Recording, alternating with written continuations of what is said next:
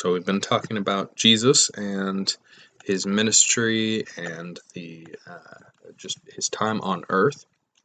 And last week we talked about the Beatitudes and talked about how just how Jesus's kingdom was very much an upside down kingdom. The people that Jesus targeted, they were not really targeted, but started his ministry preaching to, that they were not the people that you would expect a kingdom to be presented to be told that theirs was the kingdom of God, and yet Jesus loved them and saw their pain and blesses them. And so we see these Beatitudes and these 9 teachings that really set a tone for Jesus, how Jesus is going to talk about his kingdom. But we are going to continue on in his Sermon on the Mount, and we're going to continue on with the next lesson, which I titled Salty and Lit, and we're going to read starting in Matthew chapter 5. So, you are the salt of the earth, but if salt loses its saltiness, how can it be made salty again? It is no longer good for anything except to be thrown out and trampled underfoot. You are the light of the world. A town built on a hill cannot be hidden. Neither do people light a lamp and put it under a bowl. Instead, they put it on its stand, and it gives light to everyone in the house. In the same way, let your light shine before others, that they may see your good deeds and glorify your Father in heaven. Okay, so short little passage this evening, and I just wanted to stop right there and focus on these just few verses here. Jesus is talking about salt and light, and really what he's doing is he has a strange idea of what his disciples should look like, and that is salt and light. Now, Jesus, he's a very skilled rhetorician. He knows how to connect with his audience, and he often uses common items or concepts as illustrations. And so he is he very often uses things that people know and understand and can look around and have experienced. And there's not a single person, young or old, who doesn't know what salt or light are. And the same was the case in Jesus' day. Salt and light are two very ordinary things, two things that we experience, many of us, daily. And we know exactly, when I say salt, you have an idea of salt in mind. You probably taste it. When I say light, I mean, look around. There's light everywhere that we look. And when there's not, you know. And so salt and light, these are two ordinary things, and this is an example of Jesus using ordinary things to make an illustration that his people can understand, that we can understand as we listen to him. And so he pictures his followers, his disciples, Christians, as salt and light. Now, in order to understand, let's break it down. Let's start with salt. Here, a neat picture of salt mines in Iran. Jesus views us as the salt of the earth. Salt is a mineral, it comes from the earth, and it has 4 main purposes. And those 4 start off with the one that we all think of and know, and that's flavoring. It really helps enhance the flavor of foods.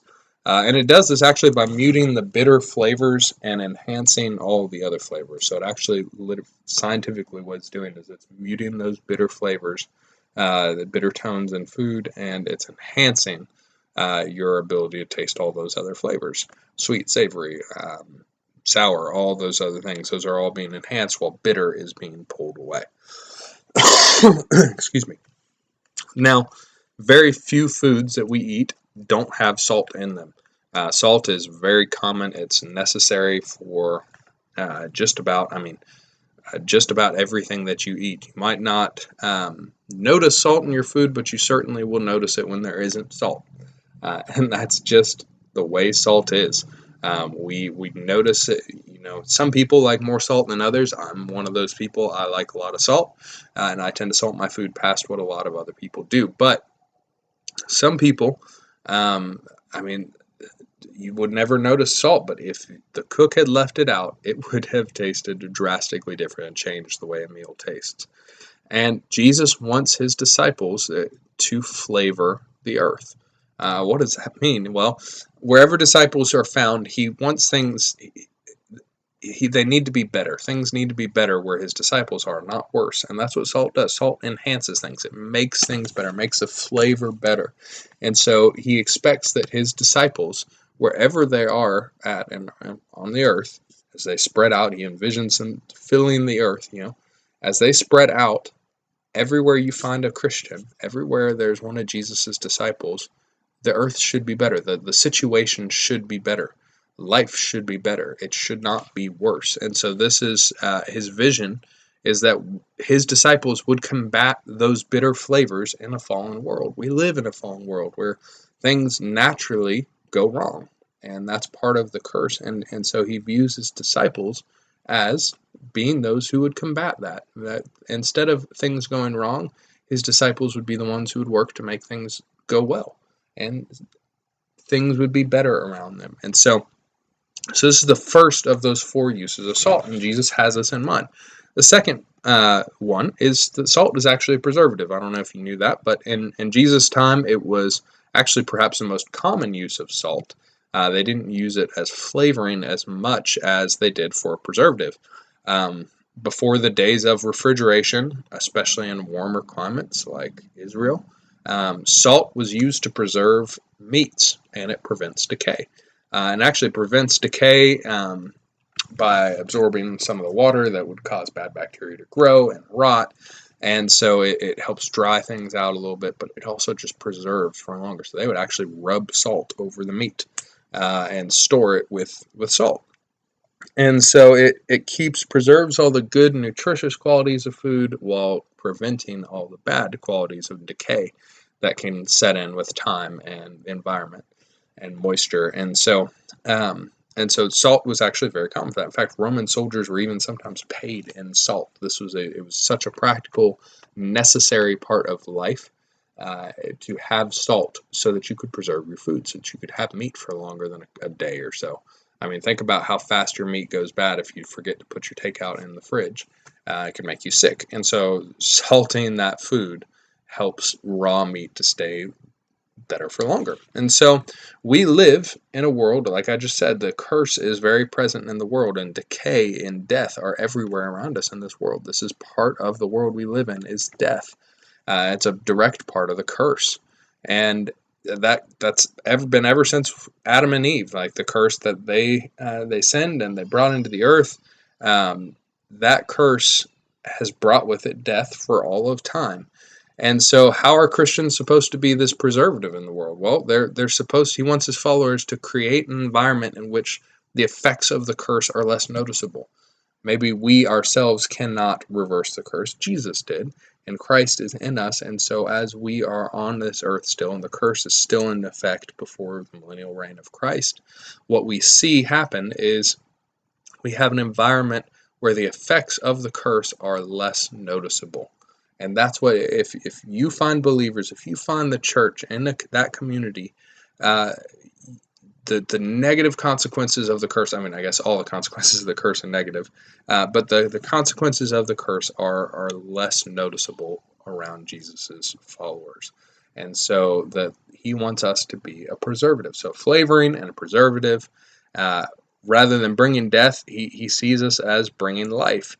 And the church fights against Satan's forces. The church is Jesus later tells Peter that he will be the rock on which he builds his church, and he says, the gates of hell shall not prevail against it, the church, against the church. And gates are not, you don't use those as weapons. Gates are actually very defensive structures. And so when Jesus says the gates of hell won't prevail against the church, it's this command of the church to storm hell itself. The gates of hell won't keep you out. And so he sees this as, hey, you are supposed to be so active in destroying the bad things and acting as that preservative, and not just making the curse not as noticeable, but also like actively fighting against evil that makes the curse so much worse. And so the church is a place that can combat that evil, and he views his disciples, as someone who will literally storm the gates of hell, and hell can't stand against the power of Jesus through his disciples. And so in this way we see that his disciples are to be this preservative, this salt in the earth that fights against the decay and bad things in the world. Now, the third purpose here is actually destruction and judgment. That's a weird thing for salt, and it's also a weird thing for Jesus to view his followers as destruction and judgment. But a very, very common practice in ancient days was to sow the ground with salt, or to salt the earth. It says the salt of the earth, and this is actually, you can't read these words of Jesus and not acknowledge that this was a very common practice with salt in those days. Give you an example in the Bible, Judges 9:45, and Abimelech fought against the city all that day. He captured the city, killed the people who were in it, and he razed the city and sowed it with salt, sowing it like he would sow seeds in the ground, like he filled the earth with salt and plowed it into the earth so it mixes in with earth. And in that day, large quantities of salt mixed with the soil would absorb the moisture, and they would dry out the soil and make it unlivable for plants. And so plants that require water to survive, and if there's so much salt in the soil that it's constantly absorbing all that moisture, nothing will grow. It becomes a barren, desolate place. And so rulers would punish towns by filling the soil with salt, so that they couldn't grow crops for years and years until that salt eventually filtered out of the soil. But it could be many, many years. And so to have your ground sowed with salt, to salt the earth, was a direct, it was a death sentence. It was a punishment for a city being insolent against a king, against a ruler. And so this means starvation and death for those people. And so Jesus wants his followers to create an environment that is so harsh for evil to survive in that it dies out. Remember, we talked about being that preservative and storming the gates of hell, but if Christians are around, if the church is so active that evil can't get a foothold, then evil will die out. Then in your community, if the church is really doing a good job, then you should see evil take place less. You should see crime take place less. You should see bad things happen less. Obviously, sin is still going to be in the world, but in a community filled with good, in a community filled where Jesus' followers have created an environment that's too harsh for evil to survive, that's too good for evil to get a foothold, then it will die out. And there's a strong temptation to, oftentimes as believers, and I've felt this before, to ignore evil, to see something happening that's bad and to go about our lives and just ignore it. That's a strong temptation, and Jesus wants us to ignore that temptation, to actually eradicate the evil. I want to give you an example of something that happened, a story that I've heard that has always stuck in my mind, of a situation where the church failed at this. And I want to use it as an illustration, because had the church acted differently, things might have been very different. We're all familiar with World War II and the Holocaust and what took place during the Holocaust. And I want to read you an account of a German Christian in the time of Nazi Germany, during the beginning of the Holocaust. And I'm just going to read you this account. It says, "I lived in Germany during the Nazi Holocaust. I considered myself a Christian. I attended church since I was a small boy. We had heard the stories of what was happening to the Jews, but like most people today in this country, we tried to distance ourselves from the reality of what was really taking place. What could anyone do to stop it? A railroad track ran behind our small church, and each Sunday morning we would hear the whistle from a distance and then the clacking of the wheels moving over the track. We became disturbed when one Sunday we noticed cries coming from the train as it passed by. We grimly realized that the train was carrying Jews. They were like cattle in those cars. Week after week that train whistle would blow. We would dread to hear the sound of those old wheels, because we knew that the Jews would begin to cry out as they passed our church. It was so terribly disturbing. We could do nothing to help these poor miserable people, yet their screams tormented us. We knew exactly at what time that whistle would blow, and we decided the only way to keep from being so disturbed by their cries was to start singing our hymns. By the time that train came rumbling past the churchyard, we were singing at the top of our voices. If some of the screams reached our ears, we'd just sing a little louder until we could hear them no more. Years have passed, and no one talks about it much anymore, but I still hear that train whistle in my sleep. I can still hear them crying out for help. God, forgive all of us who called ourselves Christians yet did nothing to intervene. This is a rather shocking story of a time that Christians failed greatly. Christians stood idly by during the Holocaust. Now, many Christians did not. There were many that did incredible things and hid Jews. This is an example of a Christian community that the tracks went right behind their church. They watched this happen every Sunday. And they finally determined that there was nothing they could do to stop it, and so they were just going to ignore it. And this is not what Jesus has in mind.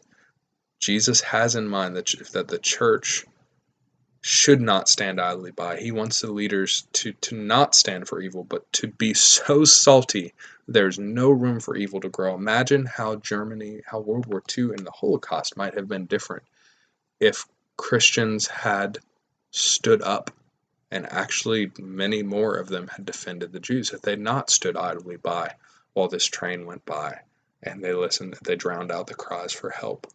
Had they not done things, now maybe they could not have stopped it entirely.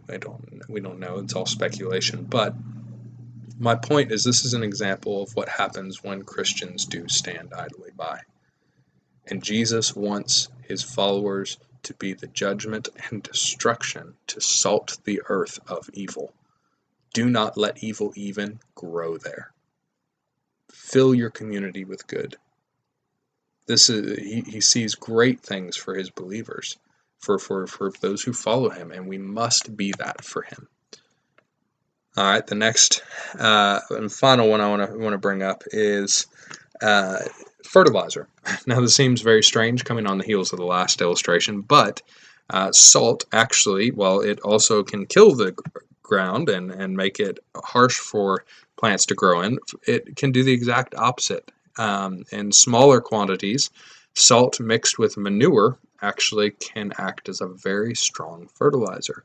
And Jesus actually knows this, and in another quote of the same illustration in Luke chapter 14, he says, "Salt is good, but if it loses its saltiness, how can it be made salty again?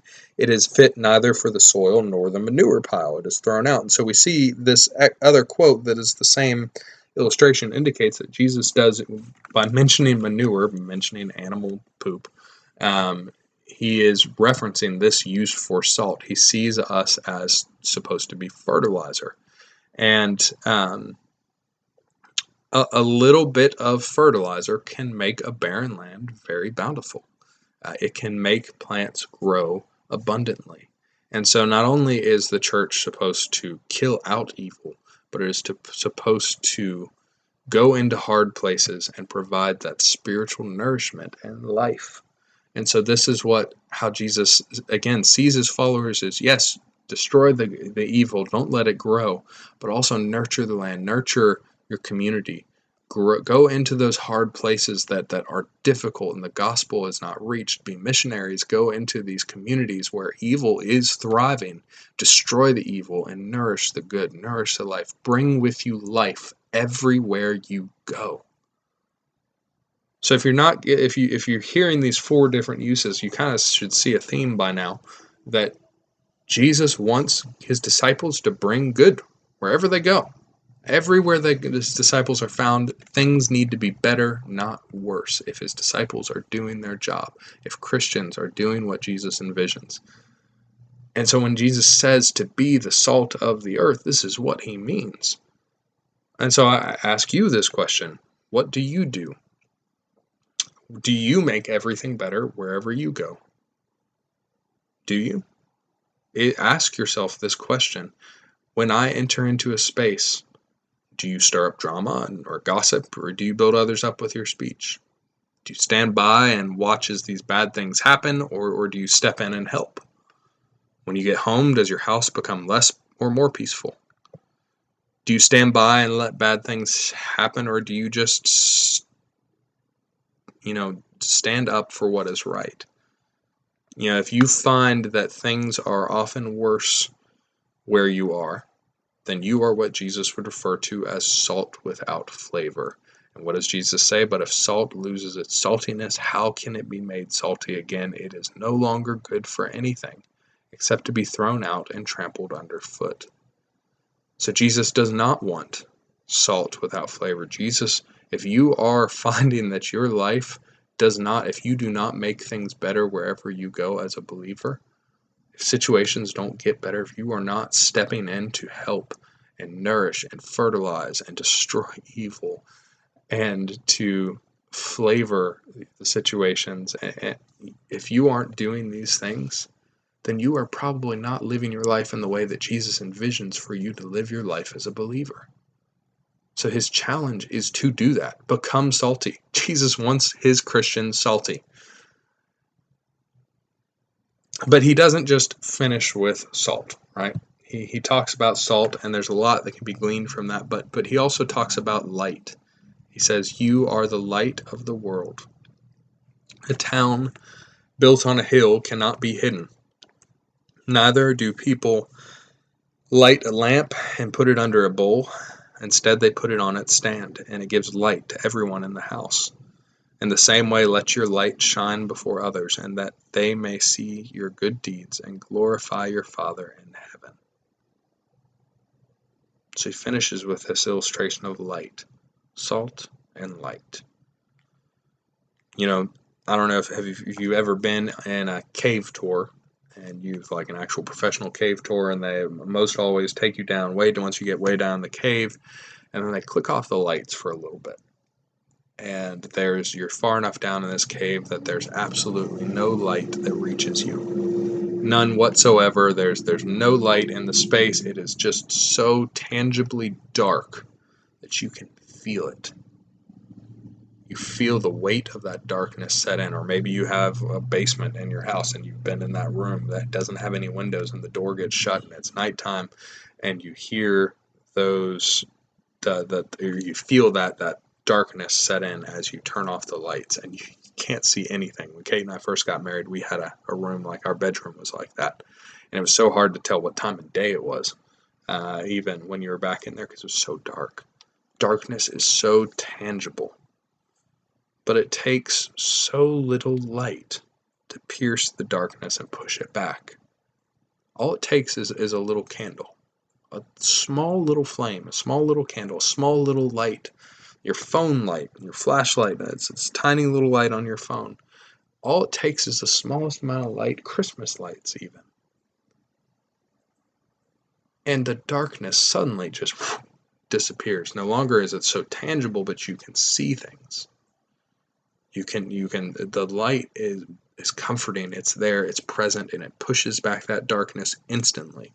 And Jesus tells us that we are to be the light of the world.